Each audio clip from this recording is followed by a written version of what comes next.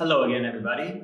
This is Sensei Mertel, and I'm coming to you from the Illinois Shotokan dojo. Today's practice will be for the brown and black belts. It will be for everybody, obviously, but it's going to be geared towards the brown and black belts. We're also going to be in the first segment when we're talking about some of the kata techniques for brown and black belts. You will see, if you've been following along in our other videos, how the basics from the practice in those videos will come into play with the more advanced techniques in the kata. And so I urge you, as part of your practice, to go back and follow some of those videos, because those are definitely geared towards everybody that's a brown and black belt. And you guys all know at this point that those basics are what your karate is built upon, right? Okay, so to start with today, we're going to be practicing the back stance and into the horse stance combination from Jion. And what we're going to be focusing on is before the turn or after the turn, we'll just be starting in back stance and shifting into a horse stance.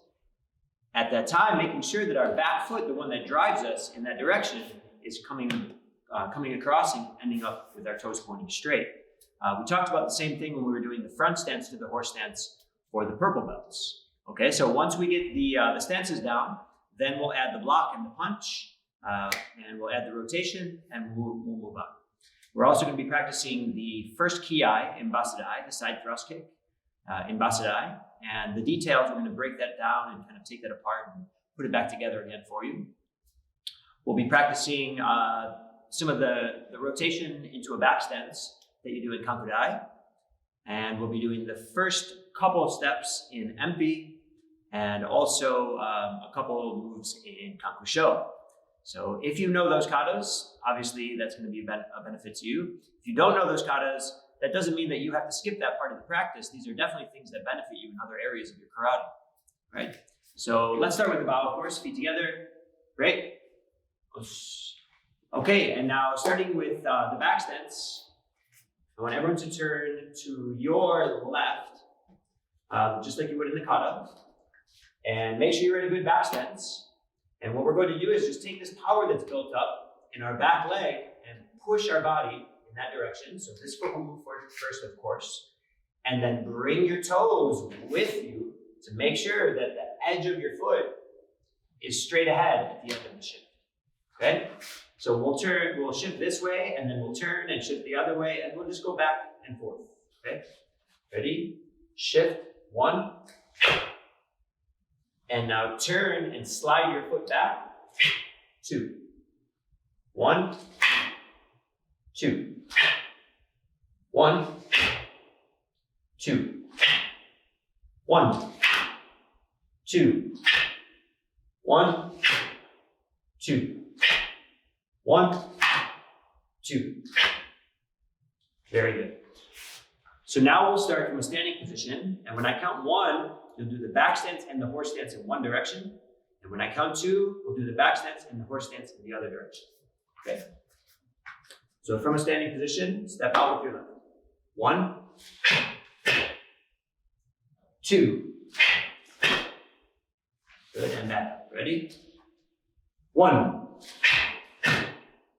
2. Good, again. Ready? 1, 2. And back. Very good. So now we'll add our arms. So we'll add the block and the punch. Now, normally when we're doing punches, we don't want to wind up for our punches, right? We just want our punch to go directly to where it's going. That is generally when we already have the power that we need built up, so it can just go. So any wind up will be wasted movement. In this case, our arm is way up high and then needs to get across our body to punch. If you were to take your hand from this position and bring it down to punch, there's not going to be much power there at all. So we need to make sure that this hand comes down and then across, and we're going to build up some torque in our body to make sure that that punch has some power. It's very important that you relax in this movement until the very last moment, and then we connect. Okay?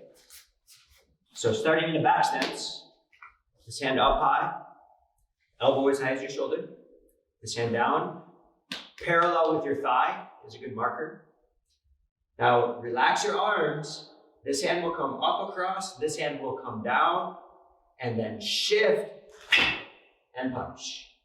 Okay, let's go back and do that again. Ready? Move your arms. At the same time, I want you to kind of compress, turn your head back a little bit, and then shift and punch. Okay, again, ready?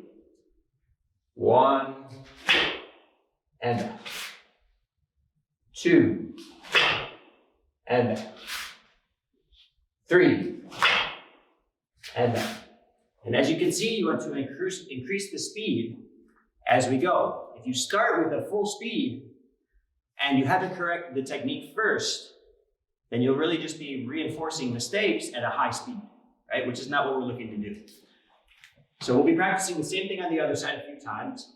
Now remember, when you're doing a hook punch or kagezuki, you should have the same slight downward angle on your punch from your shoulder down to your fist that you have when you're doing a regular front punch to your solar plexus level.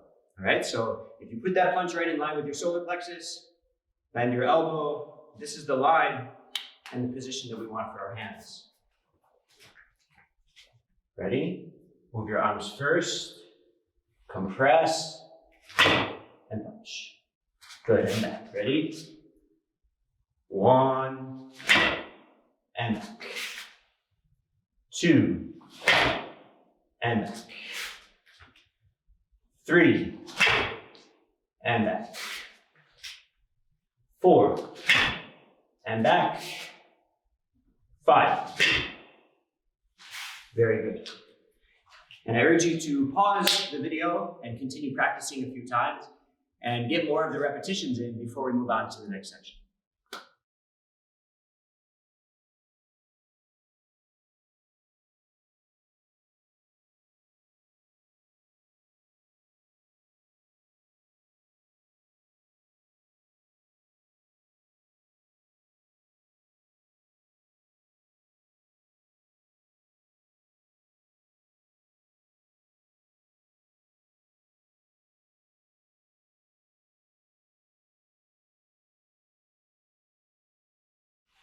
Okay, now we'll be practicing the ki-ai, the first ki-ai in Basadai. Okay, so what happens when we get to the more advanced katas, and usually, in my opinion, we start seeing this around in Yondan, is there's the stance and the technique that you start with, and then there's the stance and the technique that you finish with. And a lot of people will start in the correct stance in the right position and end up in what looks like the right position. But all the things in between were a lot of different things that maybe were right or wrong, right? So we have to make sure that the technique or techniques that go on in between those two positions are done correctly, all right? So, and that's where the kind of repeated practice and sometimes monotony can come in that a lot of people skip, right? And it's like that with a lot of things in our life. If we want to perfect something that we're doing, we have to do the parts that we sometimes don't like to do so much to make sure that we come out with something in the end that we like, okay? So that's very much the case when we're practicing any part of our karate, whether it's kata or kihon or kumite. You have to spend that time repeating something over and over correctly, slowly, quickly, in all different directions to make sure that when it's time to do that technique or perform that kata, that you do it correctly, okay? So for the ki-ai and basadai, your hand position will be your left hand right by your right forearm, okay? Very close, fingertips can be touching or just very close.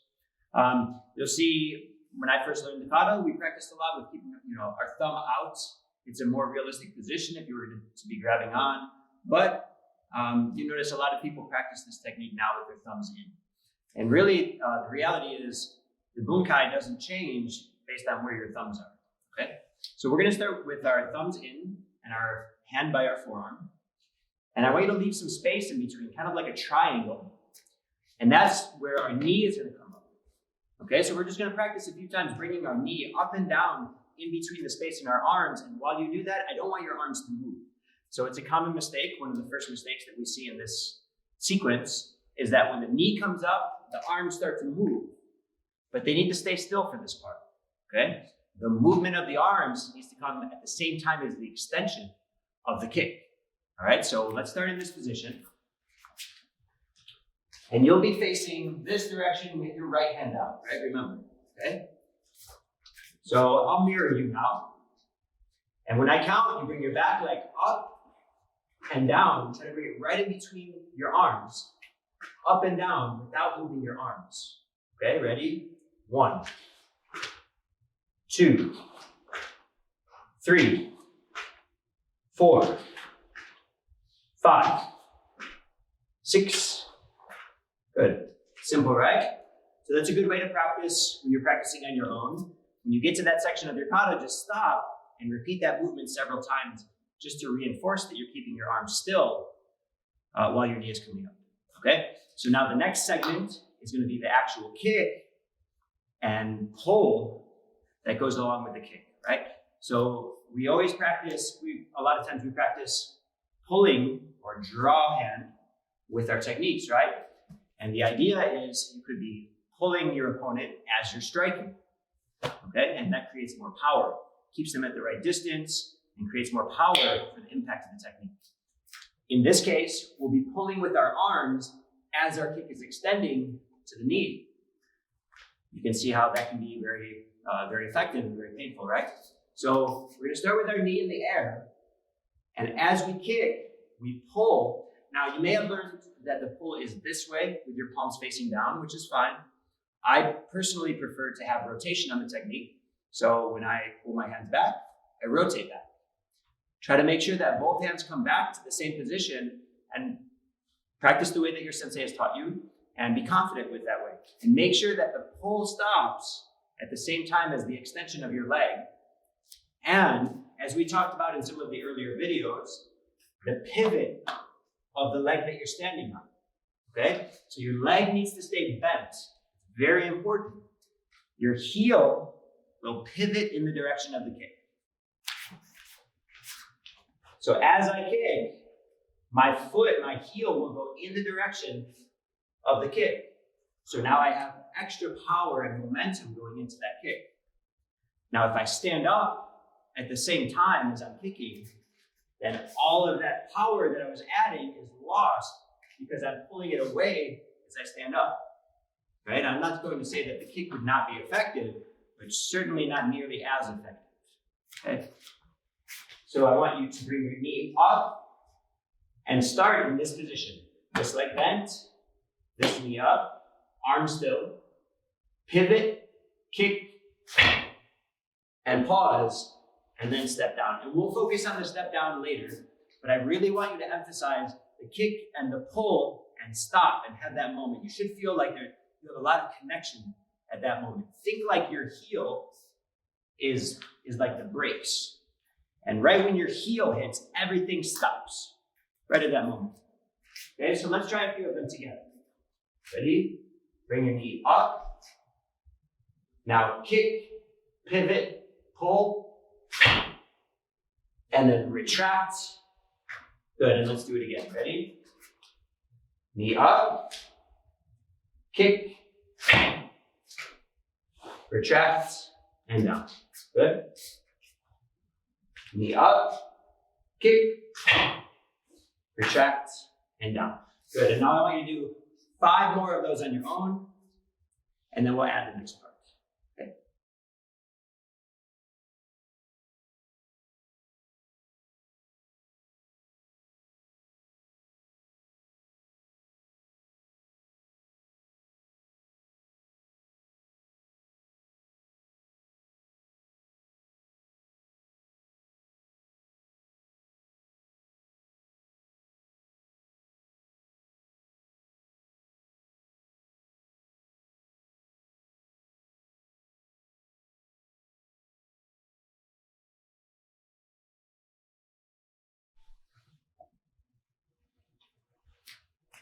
Okay, so now finally we're just going to add the reach and the block at the end of the kick. So we finished with the retraction of the kick. Now, as you retract, we need to practice reaching and then blocking, okay? So like we talked about in one of the earlier videos, it's important that there's synchronization in the middle of the techniques, not just at the very end of the technique. Okay, so in this case, it's synchronization on the extension of the kick, on the retraction of the kick, and then at the end of the step to do your block. All right, so let's start with our leg extended. Retract and reach and block.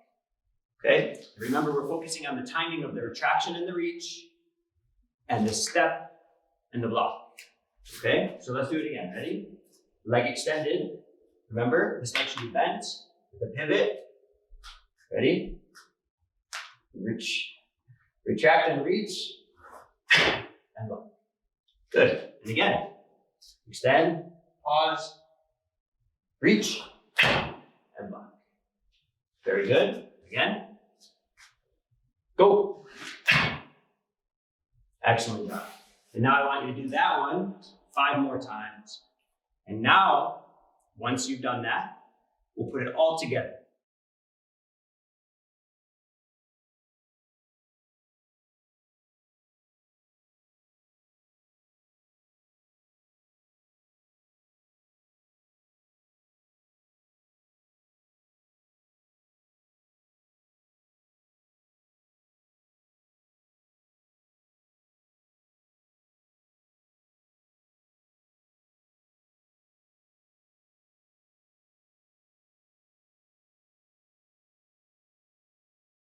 Okay?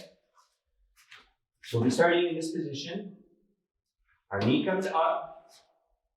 Our kick extends and we pull.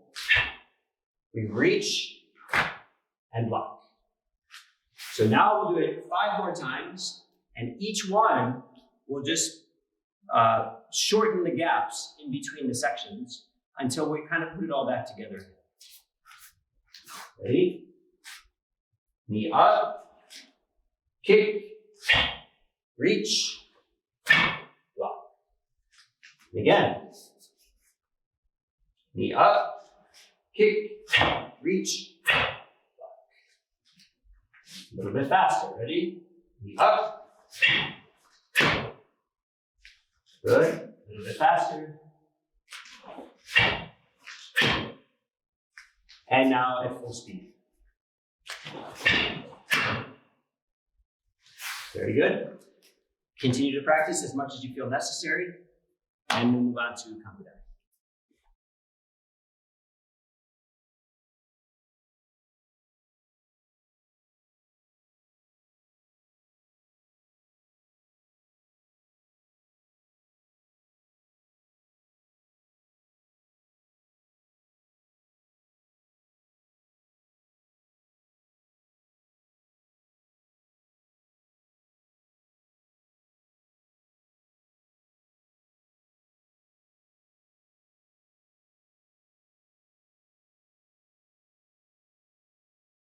Okay, now we're going to work on part of Kankudai that's repeated a couple times in the kata. It's important that what I refer to as like the signature sequences in the katas, that you've really got those parts nailed down, okay?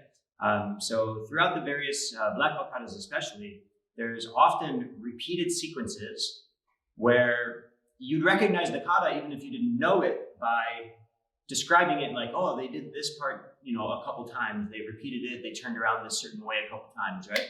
So those parts of the kata need to be very strong. It's kind of like the core of the kata, right?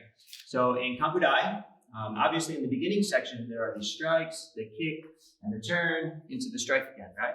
So all we're gonna be practicing is from the kicking position, just stepping down and turning, and then we'll add the hand position, okay? We'll add the reach and the block together.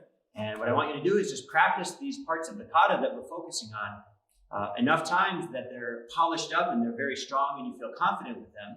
And that way, when you do them again in the kata, when you plug them back in, that part of your kata is now better, right? And usually what happens is when you have a lot of confidence with a section of the kata, the parts around it start to build up and get a little bit stronger too, all right? So this is a long kata, so you're gonna have to take apart a lot of sections and plug them back in and do a lot of work. So here's one of the things, okay? So I want you to start with your right knee in the air like a front kick, right? Like you've already done the kick, the shuto and the kick. We're just gonna do this dance now. So you start with your right knee in the air, and you step down and pivot, and really focus on rotating your left foot at the very end of the movement, okay? So when we do front kicks, of course, our foot is supposed to stay as straight as possible, right? So if our foot turns while we're doing the front kick, then we're losing some of the rotational power at the end that will come from that leg, okay? So let's imagine like we did the kick correctly and our foot is straight. When you step, pivot, and bring your heel around and rotate and stop all together, okay? So again, right knee up, step, and turn and connect down. Have good kine, think about locking down into that stance. The stronger this stance is, the stronger the next step will be, okay? So 5 times, let's practice this turn. Ready? Knee up. 1. Good, and back. 2. Good, and back. 3. Good, back. 4. Back. And 5. Very good. Feel free to pause the video and continue practicing that part as you need to. We're going to move on to the next part. So now, starting from this position with our knee up, we're going to put our right hand down by our ribs with our palm facing down, and our left hand across by our shoulder with our palm towards our neck. That way, as we turn, both of our hands have rotation that we can use to help the snap of the technique. Okay? So starting in this position, knee up, reach, turn. Good, and back. Reach, and turn. Remember, save the pivot on your foot until the last moment. So now we've added the arms. Remember, when your heel touches, that's the brakes, right? That heel stops everything, or imagine like it does. Let's try 3 more. Ready? Reach, block. Good. Now a little faster. And now full speed.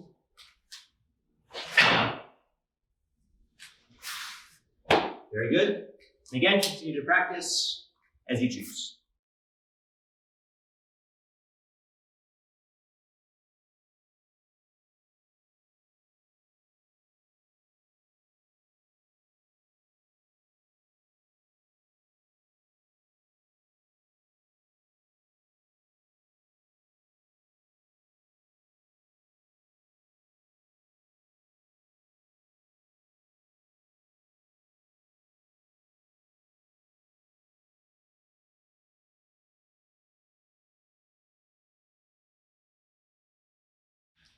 Okay, now we're going to be practicing the first 2 steps, the first 2 movements in empty. All right, so what we're going to focus on is the timing, the direction that you're looking, and hand position.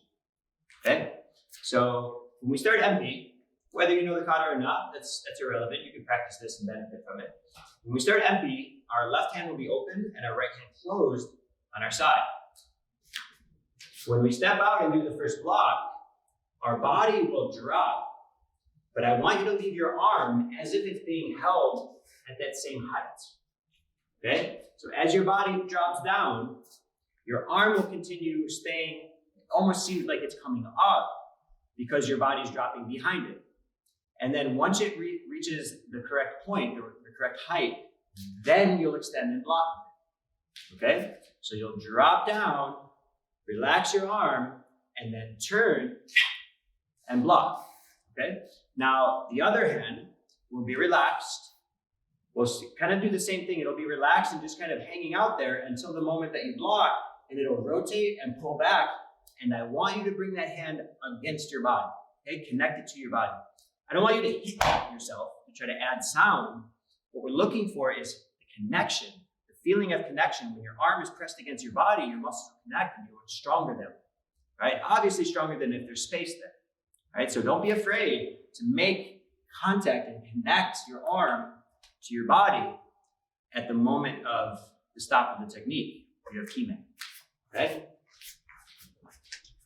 So we'll step out. You'll be stepping to your left. A very common mistake also is stepping out too far. This is not a full front stance position, okay? So I want you to step out just about shoulder width. And then drop and turn. So your knee will be pretty close to your left heel, okay? So you step out, turn, drop, and block, okay? And now your block should be slightly past your body. You're also going to be turned and looking in that direction. Your body was here, and you moved your body over. So the technique is actually still in that initial spot, right? That's where we're blocking, is away from that initial spot where your body was, okay? Not where it is now. So you're going to be looking back slightly to where the opponent is, okay? So let's try it a few times. Ready? Relax, step out, and turn. Good. And again, looking in the same direction as your block. Good, and back. Ready? Again, 2. Back. 3. Back. 4. Back. And 5. Good. Now, another common misconception is that you should not touch your knee to the ground. Now, I agree that you absolutely should not use the ground to stop your knee. But if your knee touches the floor very slightly, there's absolutely no problem with that. You're still in control of when you stop. Okay, so if you have that kind of awareness where you can stop right as your knee touches, that's absolutely fine. You don't have to stop several inches above the ground, right? You can stop right at that moment. You'll be very strong right there. Then the next step is to drive back up. And really, this part should be much easier. Just stand up, relax your arms, and pull them back to your side with your right hand stacked up on top of your left hand. So from this position, you just drive up, rotate your hips back, and pull your hands back to your side. So as your body rotates in one direction, your hands pull back in the opposite direction, and then when you stop, it should feel pretty strong. So let's start with our right knee down, and stand up, and pull back. Good, down again, ready? 2, back, 3, back, 4, back, 5. Very good. And now you can put those two parts together, and hopefully the beginning of your MP is a little bit stronger than it was before.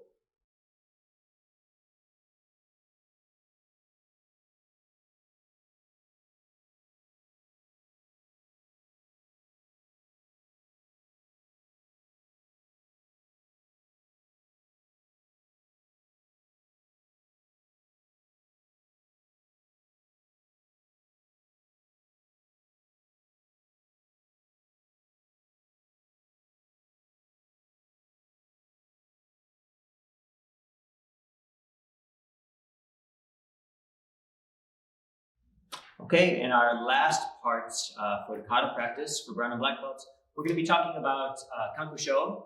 And like I said about Kankudai, there are some signature sequences in the katas that are repeated several times. And in Kankusho, of course, that is the front kick and the back fist with the outward blocks and punches, that combination, that sequence. Okay, now everyone remembers the jumps and the turns in Kankusho as well.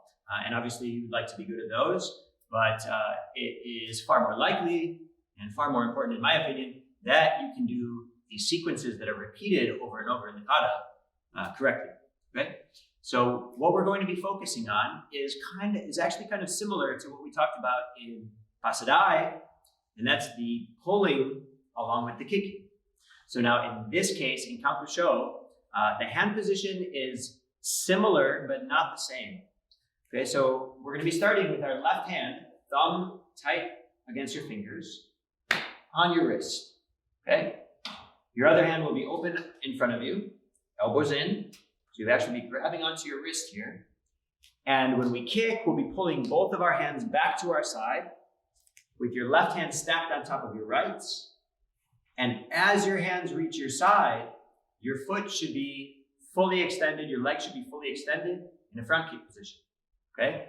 So we're gonna be focusing on retracting our hands and stopping them at the moment that our front kick is extended. And as you know about front kicks, they're very quick to come back again, right? So it's really important that you focus on that moment where your leg extends and then your foot snaps back immediately, okay? So we'll focus on that first, and then we can step down and reach and do the back fist in the kosadachi, but really the emphasis is going to be about the kick and the pull, all right? So I want you to take your right hand, open it up, thumb tight, left hand on your wrist, elbows in. Remember, if your elbows are out like this, you're losing a lot of the connection in your muscles, so we want to make sure that we keep our elbows in so they're strong. When I count, we're just going to do a front kick. We'll start slow. You bring your knee up and extend your leg and pull as your foot extends. Okay, and we'll just repeat that a few times. Ready? 1. Good, and back. 2. And back. 3. Good. 4. 5. 6. 7. Good. Now we'll focus on stepping into a kosadachi, and then we'll combine the two. All right. So generally, our kosadachi is going to be with our right leg in front. What I want you to do is start in a front stance with your right leg out in front of you, your left leg back behind you, and lift up your back heel. And now when I count, you'll just bring your back leg up very quickly and just focus on connecting right at that last moment when the ball of your foot touches, your shin presses against your front leg, and your knees connect together. All right, ready? 1, that. 2, that. 3, that. Very good. And now we're going to add the back fist. Now, you've probably seen the back fist done or learned that the back fist is done up above your head or across and then forward. Either one of those are correct as long as the strike is done with the back of your fist. Sometimes when the technique starts up this way, it starts to look like an inward block, which it's not. Or sometimes it even looks like just some kind of celebration. So it's important that this is a strike. The back of your fist is extending out in front of you, or if your hand starts across, again, that it's striking forward out in front of you, okay? So practice the way that you've been taught by your sensei, and some of the things that remain the same either way is that the other hand will be reaching out with your palm down, and both hands will stop at the moment that your back leg stops. It all needs to stop together, okay? So put your right leg in front, lift up your back heel, reach forward and reach across or up. Pull your back foot up and strike. Reach.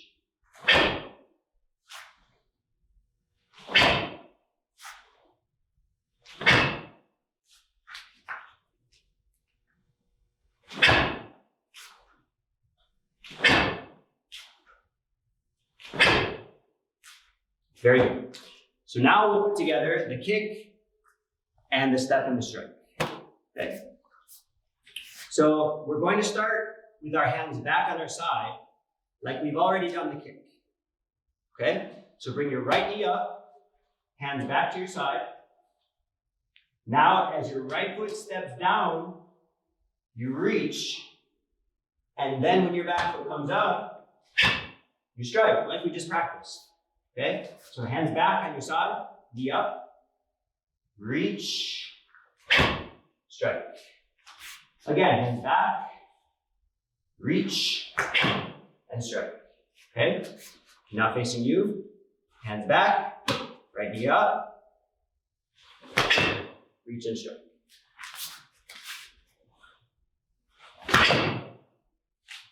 And one more time. So now we've kind of deconstructed this sequence and fixed up all the sections in between. Now I want you to practice putting them all back together until it's a solid sequence. Good luck, hope you enjoyed the practice, and take care.